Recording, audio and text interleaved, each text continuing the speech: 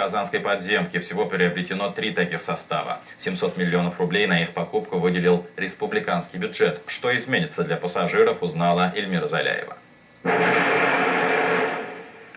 Прогуляться по вагонам и проверить новый поезд на ходу первыми смогли сразу несколько сотен казанцев. В этих вагонах, которые сразу бросаются в глаза ярким цветом, 730 мест. Поездкой с ветерком в новеньком составе пассажиры остались довольны. Свежий воздух будет, написано, что будут кондиционеры. Очень удобно для людей. Удобный, чисто.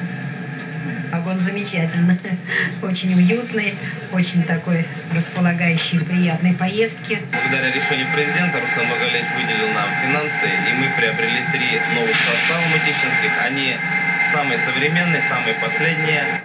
Покупка нового Русича для Казани – необходимость. С открытием новой ветки пассажиропоток увеличился. Новинка хоть и не быстрее предыдущих, но состав длиннее на 5 метров. Здесь самое такое для нас хорошее, что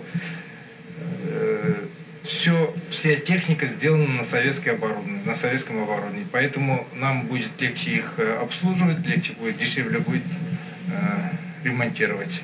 Новые вагоны метро изменились не только внешне, но и внутренне. Вместимость стала на 100 пассажиров больше, появились кондиционеры, а для машинистов оборудовали даже специальные камеры видеонаблюдения.